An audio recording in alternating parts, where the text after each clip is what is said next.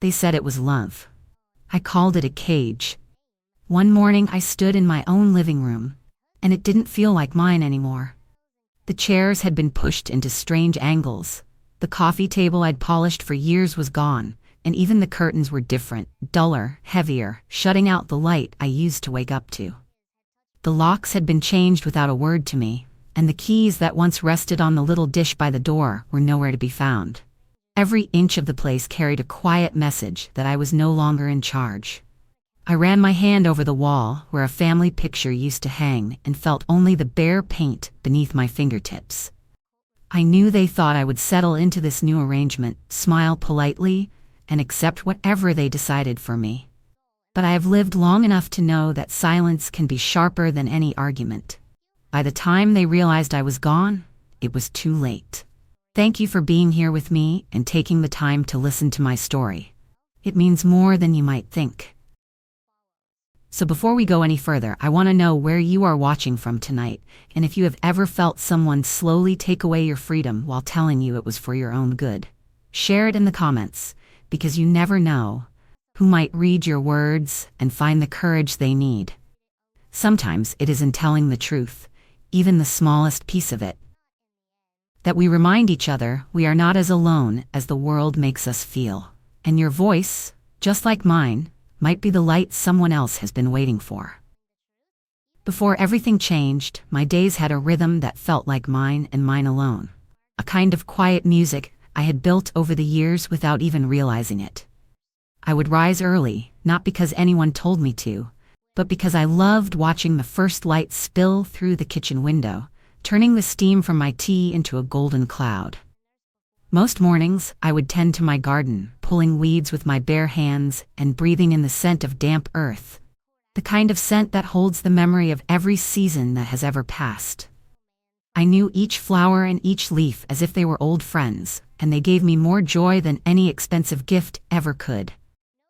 After that, I would walk to the market, a little basket swinging from my arm, greeting the same vendors I had known for years, the ones who would slip me an extra apple or ask my opinion on the ripest tomatoes.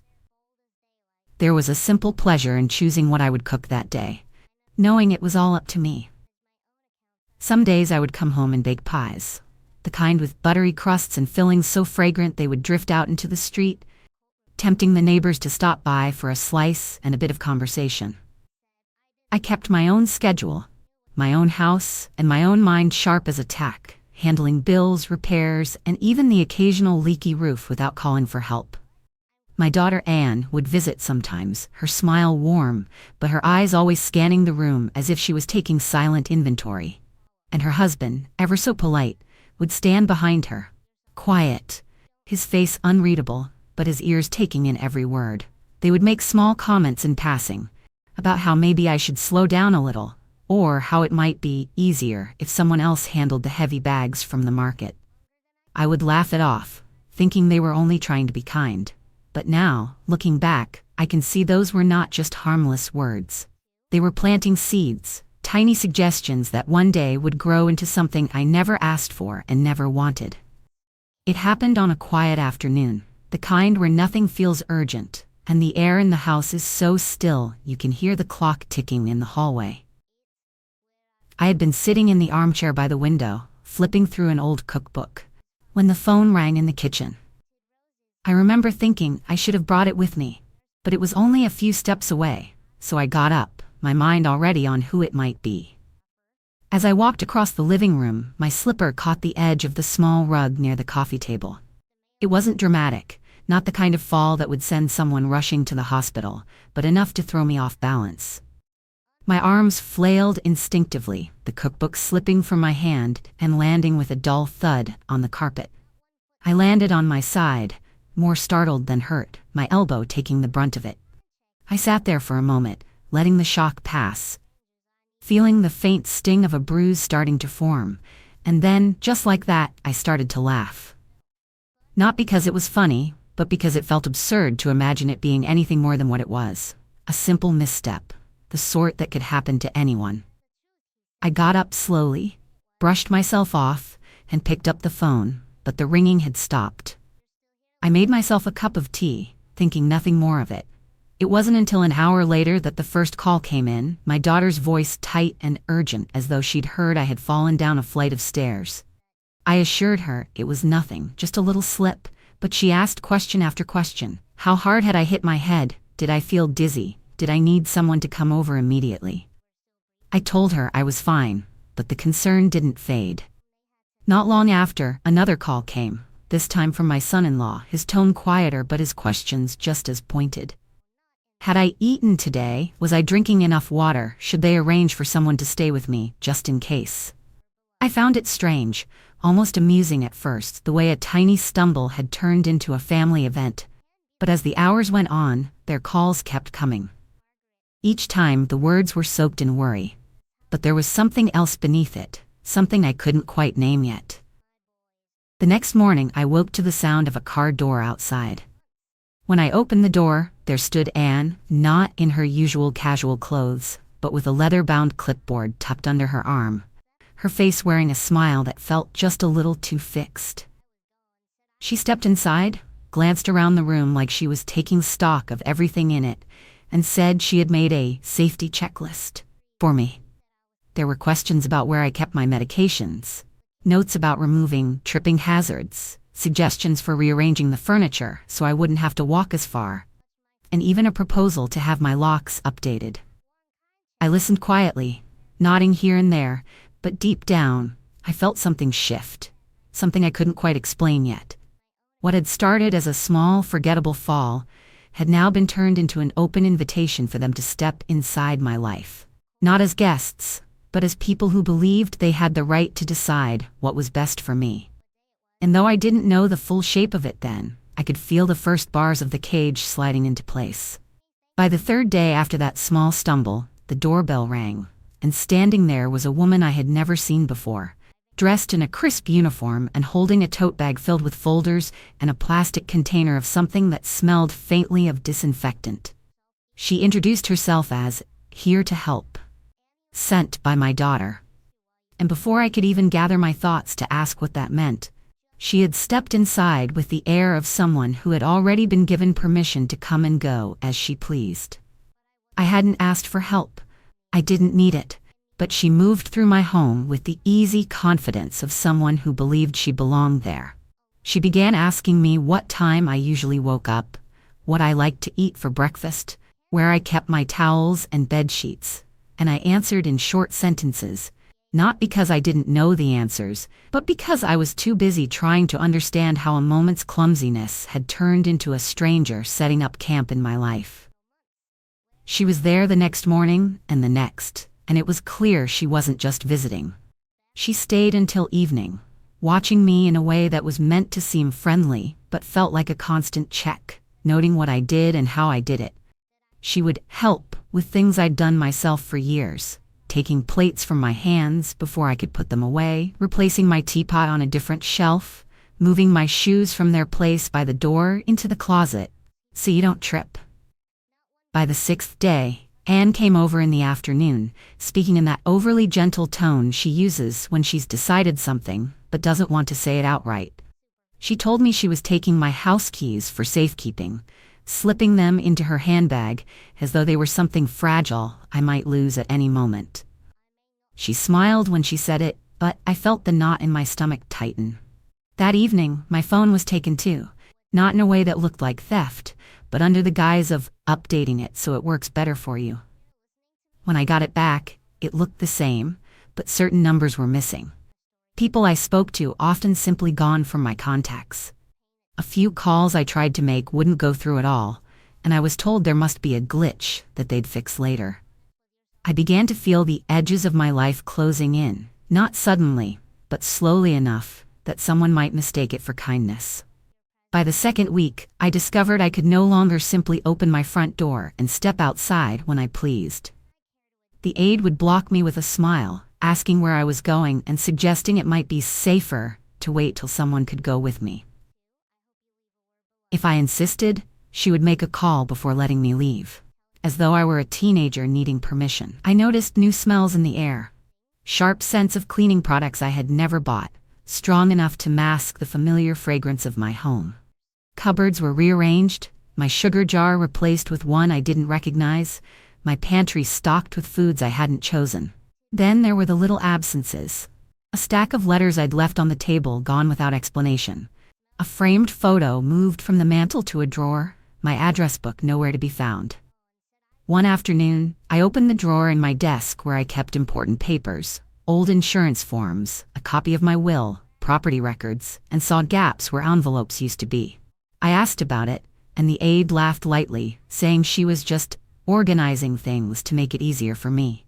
It was in these small, quiet moments that the truth began to take shape, that this wasn't about a fall or about my safety. This was about control, about dismantling the little pieces of my independence until I no longer recognized my own life. I moved through my home slowly, not because I was unsteady, but because I was taking stock of what was still mine and what had already been taken. Every drawer I opened, every misplaced cup or missing document was another bar sliding into place. The house was the same structure, the same walls and windows, but it was no longer mine in the way it had been. It was becoming something else entirely, an open cage, and I was already inside.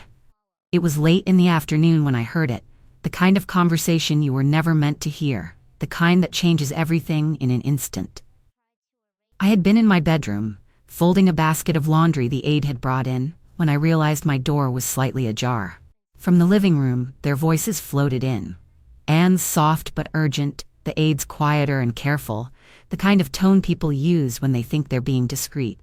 I wasn't trying to eavesdrop, but something in the way they paused between words made me stop mid-fold and listen. Anne was saying she was worried about my decline, and the words landed like stones in my chest. Decline. As if I were a hill they had been climbing all their lives and had suddenly decided I was crumbling under their feet. She went on about how it's better to make changes now, before she forgets things. And the aide murmured her agreement. They spoke about practicalities, selling the house while the market was still good, moving me somewhere easier to manage, and making sure the will was updated so there's no confusion later. I felt the heat rush to my face, not from embarrassment but from the sudden, crushing clarity that this wasn't about my safety, not about care, not about love. This was about control, about positioning themselves in the right place to take what they wanted before I could see it coming. My mind started racing through every small change over the last 2 weeks. The keys, the phone, the restricted calls, the missing papers, the locked drawers, all of it fit together now like the pieces of a puzzle I had been too polite to assemble. I sat down on the edge of the bed, the clean laundry forgotten beside me, and let the truth settle. It wasn't a fall they were protecting me from. It was me they were protecting their plans from. I had spent my whole life guarding my family, making sure they had what they needed, even when it meant going without myself. I had been the one to work late into the night so they could have a warm meal, the one to say yes when it cost me something precious, the one to step in quietly when trouble came knocking. I had thought that loyalty and sacrifice would be remembered, maybe even returned in kind. But in that moment, with their voices just beyond the door discussing my future as if I were already gone, I understood something I never wanted to believe. Sometimes the people you would have protected with your last breath are the very ones you need protection from. I felt the weight of those years pressing on me, not with pride, but with the bitter knowledge that my love and trust had made me vulnerable to them. I listened until their voices moved farther away, my hands clenched in my lap, my mind already shifting from shock to resolve. They thought they were the only ones making plans. They thought I was too old, too slow, too soft to see what was happening. But I have lived long enough to know that strength isn't in the loud fight. It's in the quiet one, the kind you wage without warning. I didn't know exactly how yet, but I knew this much. I would not let them take the life I had built, and if I had to start over alone, I would. Because losing the house, the money, even the comfort of family was one thing, but losing my dignity, that was something I would never allow. I knew the moment I heard their words that marching into the living room and confronting them would have been exactly what they expected, and exactly what they were prepared to handle. They would have smiled, smoothed their voices, and spun everything into a story that made me look confused, paranoid, or worse, incapable. No, I would not give them the chance to turn my own anger into proof of their case. So I chose silence, the kind of silence that doesn't mean surrender, but signals the beginning of a different kind of fight. From that day on, I smiled more than I spoke. I nodded when they made their endless suggestions about how I should eat, what I should wear, which activities were safer for me. I let the aide take my dishes from my hands, let her rearrange my cupboards, even let her follow me into rooms I'd once considered private. I made myself smaller in their eyes, quieter, slower, as though I were settling comfortably into the role they had written for me. Inside, though, my mind was sharper than ever, cataloging every change, every intrusion, every slip of the tongue. I began to notice patterns. The aide always left for lunch at precisely the same time, carrying her phone and wallet but leaving her tote bag in the kitchen chair. My daughter called less on days she visited in person, almost as if she didn't want too many conversations on record. Papers in my desk seemed to vanish only on afternoons when the aide left early, and certain drawers were always locked afterward, though I never saw who had the keys. They both seemed to think I wasn't paying attention, but I was watching more closely than I had in years. Even the smallest details found a place in my mind.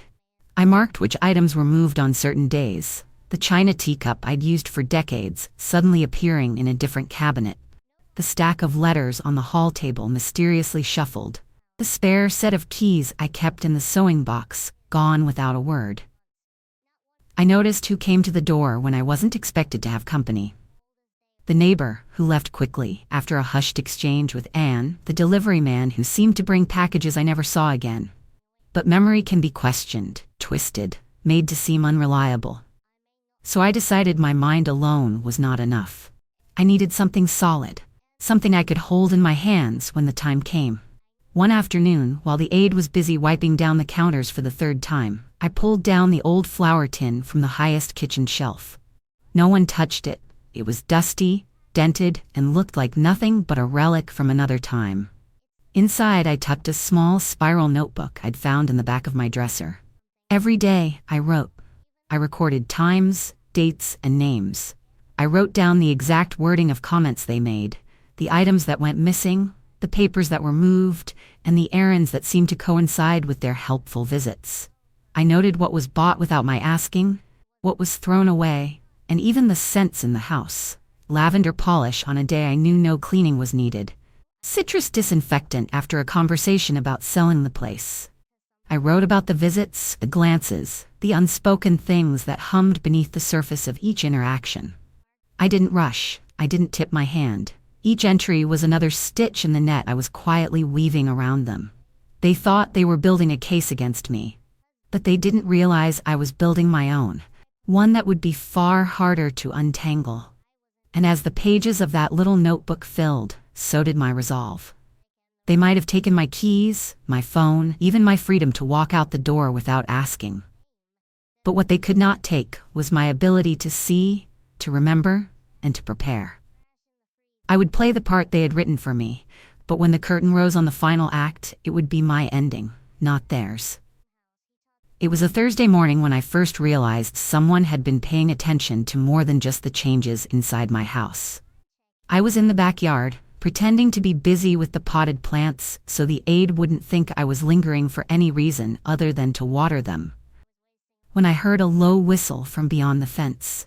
I turned, and there was Mrs. Carter, my neighbor for nearly 15 years, leaning slightly on her rake. She had that look on her face, the one that says there's something she's been meaning to tell you, but didn't know if she should. We spoke quietly through the slats, my hands resting on the top of the fence as though it were just another casual morning exchange. But there was nothing casual about her voice when she asked why she hadn't seen me at the market in weeks. I smiled in the way I'd learned to, the polite kind that hides more than it reveals, and told her I'd been busy, letting the word hang there without explanation. She glanced toward my kitchen window and lowered her voice, telling me she thought something seemed off lately. She had seen Anne coming and going more often than usual, never staying long, but always leaving with something in her hands. envelopes, folders, even a small lockbox one afternoon. At first, she thought nothing of it, but then she overheard something at the post office. She told me that a man she knew from the bank, someone she trusted, had asked her, in passing, if I was planning to sell the house. He had said there had been inquiries about the property, not from a real estate agent, but from a family member. She watched my face carefully as she spoke, and though I kept my expression calm, I felt that now familiar heaviness in my chest. I asked, still keeping my voice low, if she knew who made the inquiries. She nodded, saying she didn't want to get anyone in trouble, but that my daughter's name had come up more than once. I let her words sink in, my fingers tightening slightly on the fence. This was confirmation of what I had already begun to suspect, the missing puzzle piece that made the picture far too clear. But she wasn't finished. She hesitated, then told me she had also heard from her cousin, a teller at the same bank, that there had been unusual activity in one of my accounts. Withdrawals I hadn't made, transactions that didn't fit my usual spending. They were small enough not to draw attention right away, but steady, like drops of water wearing away at stone. We stood there in that shared strip of morning light, our heads bent toward each other as though we were exchanging recipes instead of truths that could change the course of my life. She told me she didn't know all the details, only enough to know that something wasn't right, and that she thought I deserved to be aware. I thanked her. Not with the kind of thanks you give for a casual kindness, but with the deep, measured gratitude reserved for someone who steps forward when it would be easier to stay silent. From that day on, our conversations became a quiet thread woven into my days. Sometimes it was a word at the mailbox. Other times a brief greeting when I took the trash out, each time carrying some small piece of information, a note about who had visited while I was napping, a comment she overheard about my health, even an observation about the way the aide would stand too close when I spoke to other people, as though listening for something she could carry back. I never lingered too long. Never let it look like we were plotting anything, but with every word she shared, my resolve grew stronger. It's a strange thing, how you can live surrounded by people and still feel alone. And then one voice cuts through the silence like a hand on your shoulder. Mrs. Carter became that voice for me, a reminder that I was not as invisible as they wanted me to believe. She didn't just give me information, she gave me proof, and proof was exactly what I needed. I knew I couldn't wait much longer. Every day felt like another thread being pulled loose from the life I had spent years stitching together, and if I didn't act soon, there would be nothing left that was truly mine. I waited for the moment I had been watching for, the aide's predictable lunch break. She always left around the same time, walking briskly to her car with her phone in hand, and stayed gone just long enough for me to slip into action without raising suspicion. That day, I stood at the window until she was halfway down the street, then stepped outside as though I was just stretching my legs in the afternoon sun. I crossed the yard and tapped lightly on Mrs. Carter's back door. She let me in without a word, her eyes asking the question she didn't dare speak out loud. I told her I needed to use her phone, and she handed it to me without hesitation. My hands didn't shake as I dialed the number, though my heart was pounding. The voice that answered was one I hadn't heard in too long. Warm, steady, and certain. My lawyer had been a friend for decades, someone who had seen me through the sale of my first business, the settling of my husband's estate, and every legal turn in between. I didn't waste time with small talk. I told her exactly what had been happening, reading from the small notebook I had kept hidden inside the flour tin, my words deliberate and measured. I described the keys being taken, the phone being altered, the bank activity I hadn't authorized, the whispers about selling the house, the rearranged documents, the restricted freedom to come and go as I pleased. She didn't interrupt, but I could hear the slight change in her breathing, the sound of someone taking each detail and fitting it into a larger picture. When I finished, she spoke with the same calm precision I remembered so well. She told me not to worry about what they might already have set in motion. She would act quickly to put a stop to it. She would freeze the accounts to prevent further withdrawals, notify the bank in writing that no transactions were to be made without my direct consent, and file the necessary papers to lock my will so no changes could be made without me standing in front of her in person. She also suggested we prepare new documents that would name someone I trusted, someone outside of my immediate family, to act on my behalf if needed. We spoke for a few more minutes, going over what steps I could take quietly without drawing attention. She told me to keep documenting everything, to stay patient, and above all, not to let them know that I knew. When I hung up, I felt the weight of the past weeks pressing on me, but underneath it, there was something else, a small but steady current of relief. I had taken the first real step toward taking my life back, and I had someone in my corner who knew exactly what to do next. I handed the phone back to Mrs. Carter, thanked her with a look that said more than words could, and walked home with the same slow, measured pace I had been using for days. From the outside, nothing had changed. But inside, I knew the balance had shifted. The game they thought they were winning had just quietly turned in my favor.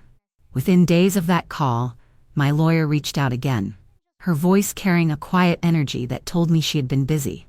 She said she had found a small apartment on the other side of town. Nothing grand, but sunny, private, and most importantly, in my name alone. The lease was signed without a single relative's knowledge. She had already arranged for the utilities to be set up, the change of address to be filed, and even contacted a moving company she trusted, one that specialized in working quietly.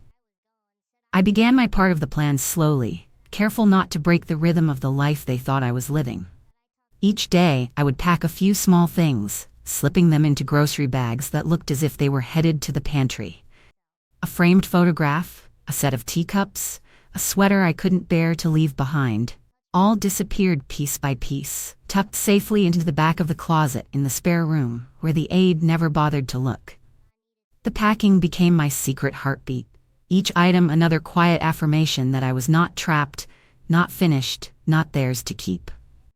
Every step carried its own risk. I could feel the tension coil in my stomach when I crossed the room with a bag in my hand, keeping my face calm while my mind raced with the thought of what would happen if they asked what was inside. But no one asked. They were too certain of the role they had assigned me, too convinced I was drifting into their plan without question. That was their mistake. And with each passing day, the pieces of my escape came together, hidden in plain sight, waiting for the moment I could finally walk out the door for the last time. The morning of my departure arrived without ceremony, just the ordinary quiet of a day they believed would be like any other. I moved through my routine as if nothing was different, making tea, folding a dish towel, letting the aide chatter about her errands while I nodded along. I had already counted on her schedule, the predictable mid-morning trip she always made to pick up groceries or prescriptions. When she finally announced she was heading out, I smiled, told her to take her time, and listened as the front door closed behind her. The sound of her car pulling away was my signal. Within minutes, the movers arrived, their truck rolling into the driveway exactly at the time my lawyer had arranged. They worked quickly, their voices low, their movements efficient. They didn't ask questions, didn't make small talk. They knew the importance of every minute. Each bag I had packed in secret, each box hidden away over the past weeks, was carried out and loaded as if it had always been meant to leave this house. I picked up my own bag, the one that held the things I couldn't trust to anyone else, my documents, my most treasured photographs, the notebook that had recorded every step of what had been done to me. I stood for a moment in the doorway, looking into the rooms I had once filled with laughter, meals, and a life I was proud of, now shadowed by a quiet that didn't feel like peace. I stepped outside, closing the door with care, turning the key in the lock, not because I meant to return, but because I wanted the final act of ownership to be mine. The lock clicked softly, and I slipped the key into my pocket. No one stopped me. No one even knew I was leaving. By the time the aide came back and found the rooms half empty, the truck would be miles away, and I would be somewhere they could not follow without my permission. It was the kind of ending they would never see coming, because they had been so sure I had no way out. But I had one, and I had just taken it. Before I closed that door for the last time, I placed a single envelope in the center of the kitchen table where it couldn't be missed. It was plain, unadorned, my name written in neat handwriting across the front, but what was inside carried more weight than anything they had taken from me. My lawyer had prepared it exactly as I'd asked. A formal notice revoking every ounce of power of attorney they had been quietly collecting, a clear order to the bank to freeze all joint accounts, and a legal statement declaring that the house, my house, was no longer theirs to touch, discuss, or sell. At the very end of the letter, in my own hand, was a single line I wanted them to read more than anything else. You mistook care for control. I won't make that mistake with myself. I didn't add a goodbye, didn't leave explanations or apologies. I wanted the silence around those words to speak louder than anything I could say. I didn't linger to imagine their faces when they found it, didn't waste a thought on their calls or their protests. As I walked away, I felt a lightness I hadn't known in months. A quiet, steady relief in knowing that whatever came next would be on my terms. The letter was not just an ending, it was the lock on a door they would never again be able to open. I sit now in my new apartment, small but bright, sunlight spilling across the floor as the familiar whistle of my own kettle fills the air. The cupboards hold only what I chose, the furniture is exactly where I want it, and every key on the ring in my pocket belongs to me alone. Sometimes a cage is built with care, but it's still a cage. The key is knowing when to leave quietly, before the door closes for good. If someone has ever tried to clip your wings, share your story in the comments below, or simply write, "I'm free." And if you'd like to hear more stories like this, where truth and dignity find their way back home, you're welcome to subscribe and join me here again. Thank you for watching.